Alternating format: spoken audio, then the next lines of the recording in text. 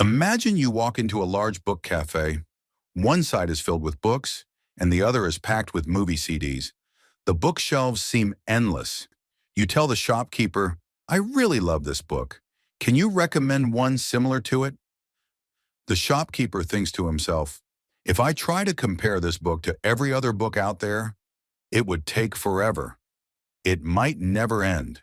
This is where the assistants, called hash functions, step in. Each of them wears a special pair of glasses, glasses that reveal the world from a different angle, allowing them to create their own unique way of grouping the books around them. The first hash function looks at the books through its own glasses and organizes them according to its perspective. The second hash function views the same books through its own lens and labels them based on the group they fall into. The rest of the hash functions do the same, each from their own angle, each assigning their own unique label to the books. Your book is also placed in front of each assistant. Each one looks at it through their own glasses and attaches a label to it.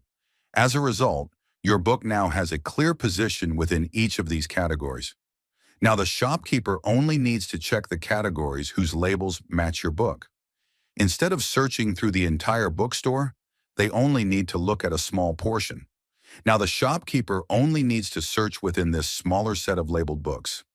Your book is compared with them, the most similar one is found with greater accuracy, and it's placed on the counter. You smile, pick up the book, and walk away satisfied. This is exactly what we call locality-sensitive hashing.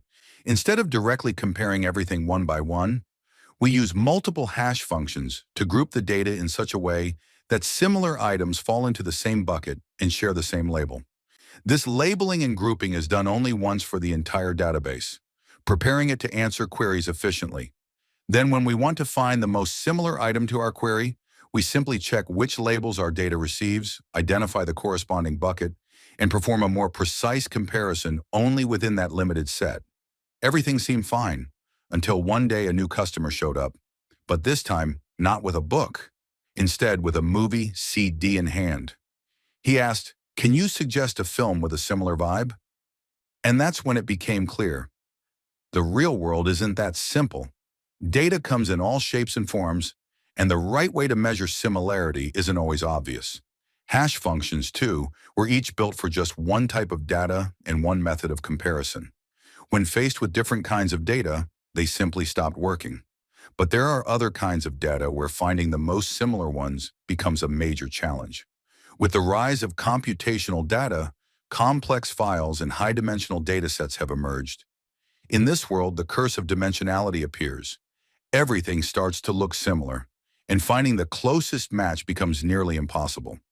Images are classic examples of these cursed data types. Text and genetic data are also examples, with dimensions reaching into the millions. This is where Vahab Mirrokni and his colleagues stepped in. They asked, why just one type of lens? And proposed a model that could adapt to any similarity metric.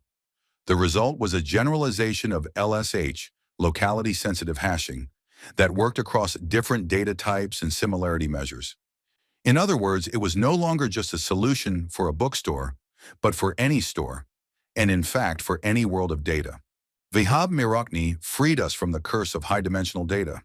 It was a breakthrough in data science, like being able to find a single leaf in a vast forest, no matter the conditions or the criteria.